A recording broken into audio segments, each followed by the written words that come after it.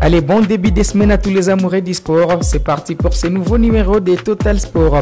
Départ en Afrique du Sud pour les Léopards de la RDC. Les Fauves congolais seront en amical contre les Bafana Bafana de l'Afrique du Sud. C'est mardi 12 septembre. Ligue nationale de football de la ville de Kinshasa, en passant par Lubumbashi, Kindu, Likasi, les championnats nationaux étaient au rendez-vous avec différentes rencontres. Clôture de la première édition de la Future Pro League, un tournoi de détection des jeunes talents avec les sacres de Goma Academy of Leader.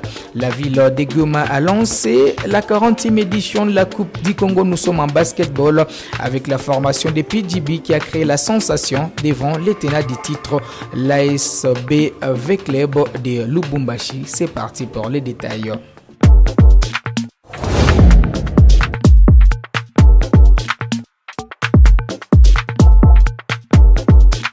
Kivu Morning Post TV va rester la référence du sport au pays. La preuve. Hey, salut les amis, moi je suis Jimmy Mwindo, cycliste international.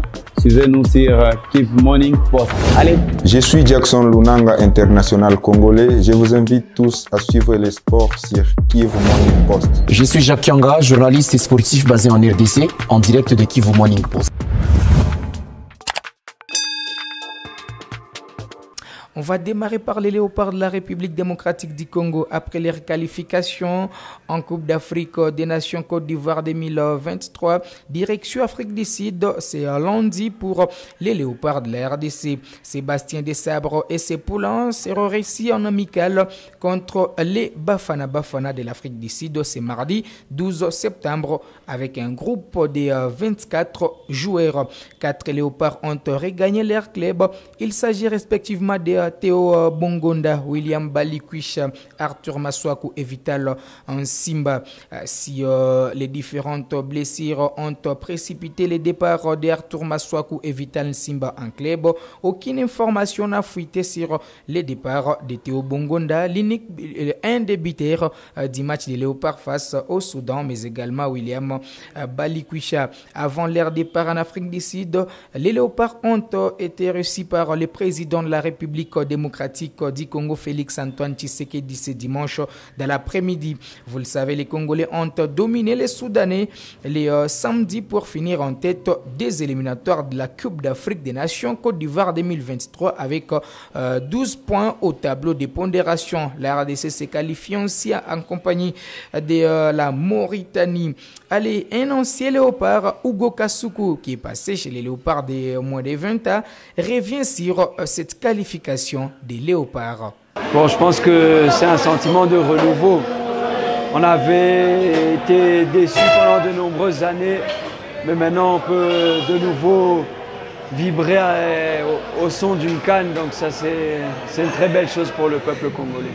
Alors, vous en tant que technicien, vous encadrez aussi les joueurs. Il y a un vent nouveau qui souffle depuis l'arrivée de Sébastien Desabre. C'est déjà 4 matchs et 4 beaux résultats. À votre avis, quel est l'ingrédient qu'il a amené au sein de la sélection pour que cette machine puisse redémarrer? Bon, moi je pense que déjà il y avait une belle impulsion par rapport à ce que fait le chef de l'État pour l'équipe nationale en ce moment. Quand on voit le stade des Martyrs sous une nouvelle robe, on voit l'effectif qui est dans des meilleures conditions. On a le centre d'entraînement qui a été réfectionné.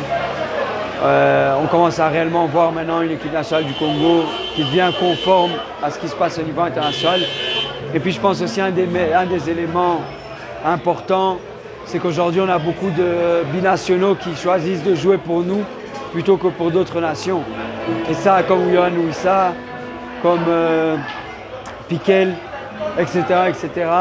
Et en fait aujourd'hui on a une équipe nationale consistante avec énormément d'atouts. Et voilà, moi je pense on profite de la forme de Mayele, etc. Donc c'est un très grand plaisir de voir l'équipe nationale à ce niveau-là.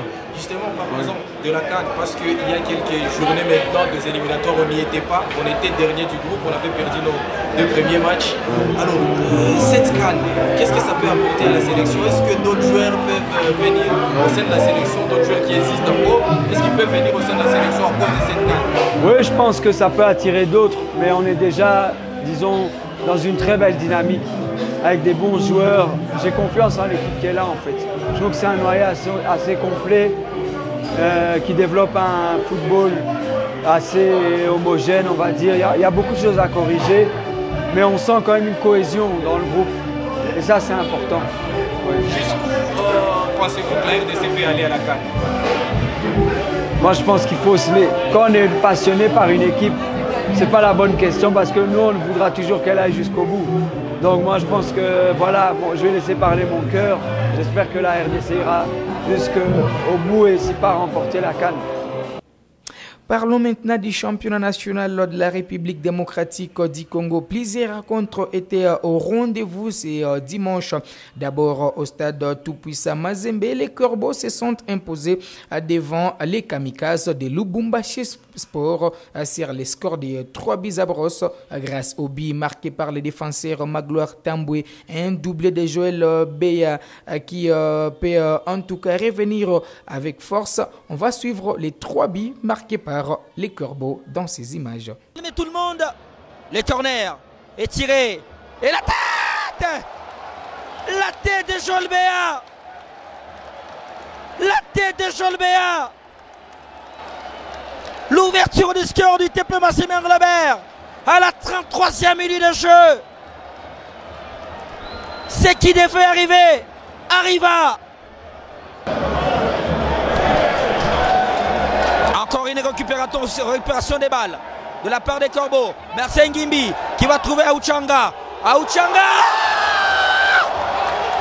le doublé de Joël Beya. Le doublé de Joël Beya.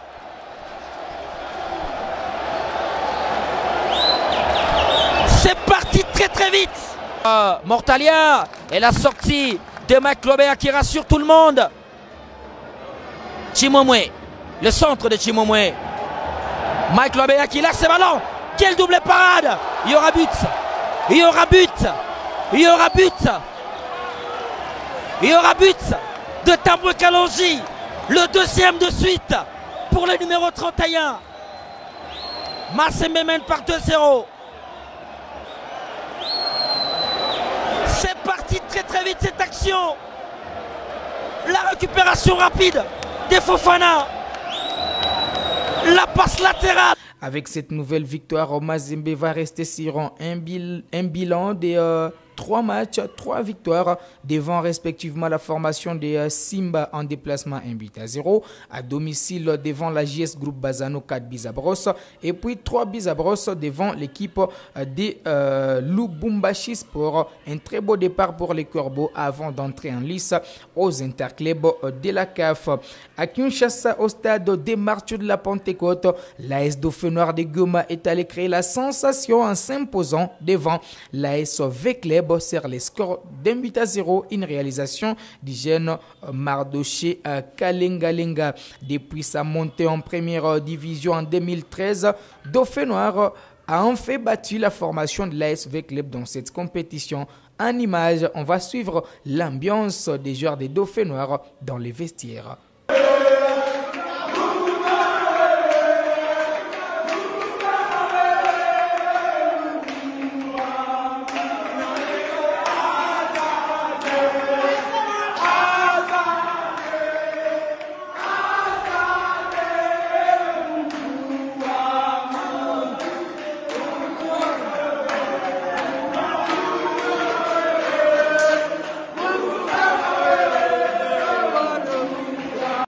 Allez, à Likassi, l'équipe du FC Saint-Eloi-Lupopo a fait les nécessaires devant la formation de l'IS Panda BC Kandé. 3-0, c'était les scores au finish, avec au passage un but de Bola Lobota Emmanuel, mais également l'inévitable Orso Mwaku. On va suivre l'entraîneur Bertin Mwaku de Lupopo lors de la conférence de presse d'après-match.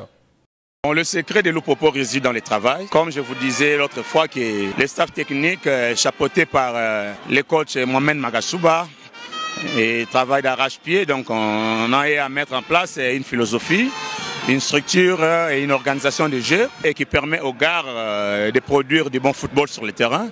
Ce n'est que le fruit d'un travail bien en place, d'un travail bien battu. On doit analyser tous les compartiments de façon collective et de façon aussi individuelle, et surtout par rapport à ce qu'on cherche, ce qu'on souhaite avoir. Donc on avait trouvé mieux de ramener encore la fraîcheur de Boca, parce que Bissiki avait fait déjà un grand travail, défensif surtout, et il a fait un très bon match. Alors il fallait rajouter encore une fraîcheur, ajouter un peu de tonus dans les groupes, c'est ce qu'il a fait aussi, et surtout avec les consignes qu'ils ont eu à la mi-temps, ça les a boostés un tout petit peu à travailler encore davantage. Notre confiance réside dans les groupes, dans les collectifs, notre confiance réside dans le travail, dans tout ce qu'on va mettre en place comme plan de jeu, stratégie de jeu, organisation de jeu. Ça nous permettra de bien affronter notre adversaire de la Coupe d'Afrique. Donc on est confiant par rapport à la matière dispensée, on est confiant par rapport aux gars qui essaient un peu de l'appliquer sur le terrain. Donc on est confiant, donc c'est un peu ça. Allez, à Kolwezi, Simba a fait égal de 1 partout avec l'équipe de Bazano. Bazano qui enregistre son premier point dans cette compétition depuis le début de la Lina Foot. Et puis à Kindu, Maniemaino a constaté l'absence des Rangers avec les officiels. On va rester en football. On revient dans la ville touristique de Goma avec la clôture de la première édition de la Future Pro League, un tournoi de détection initiative de Hugo Kasuku. Ce dimanche, lors de la finale, la formation de Goma Academy of Lida s'est imposée devant les derniers clubs Virunga sur les scores d'1-0. Et puis pour la petite finale, Mwangaza a eu raison de la sélection de Massissi sur la note d'1-0. Ce tournoi a connu la participation des recruteurs des différents clubs européens, avec la Ertan Berlé qui était représenté par l'ancien sélectionneur des Léopards de moins de 20 ans, Michel Dinzaï. Et puis pour Monaco, Distel Zola était présent pour suivre cette compétition, mais également la formation de la Gantoise a dépêché également son recruteur qui est venu également, qui était en présentiel et puis en distanciel. Certaines équipes ont été représentées, 2 clubs suivaient également de très près ces tournois de détection, et celui qui était élu meilleur joueur de ces tournois, c'est Christevili Soukissa, le défenseur central du dernier club Virunga.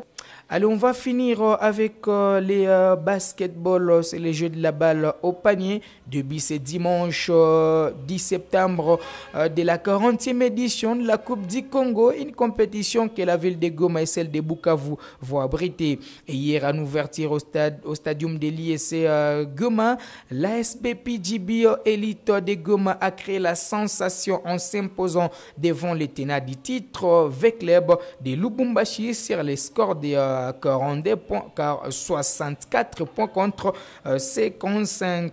C'est lundi, on aura 3 matchs en ville de Goma chez les Amants. BC Wonderful va jouer contre l'ASB Léopard, et puis CNCS va jouer contre l'ASB Virunga, toujours chez les dames. Et puis le dernier match chez les hommes verra l'ASB PGB enchaîné contre BC Amibek de Bukavu. Allez, on va suivre les présidents de la fédération de basketball du Congo qui parle de cette organisation, mais également sa particularité.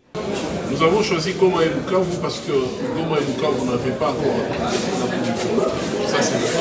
Et c'était annoncé depuis la 39e édition. Mais pourquoi? Mais aussi pour marquer notre solidarité avec la population du Kivu. D'abord avec cette vie et au quotidien. Donc nous sommes là parce que nous sommes des Congolais. Nous sommes là parce que nous voulons voir notre basket aller de l'avant. Nous sommes là aussi parce que nous voulons donner un peu de sourire, un peu de plaisir à nos compatriotes qui sont ici. Vous avez des défis que vous voulez relever dans cette organisation qui est couplée entre les deux provinces. Il faut traverser le lac, il faut être ensemble. Est-ce que la fédération est prête à Oui, c'est une deuxième expérience parce que lors de la 39e édition, nous avons organisé sur Goma et Likasi. C'était autant que ça. Nous pensons que nous allons y parvenir. Et je crois que nous devons améliorer, nous devons aller dans plus de 2 villes. Parce que si une ville doit recevoir une édition, je vous assure qu'il y a des villes qui ne verront jamais la Coupe du Congo chez elles.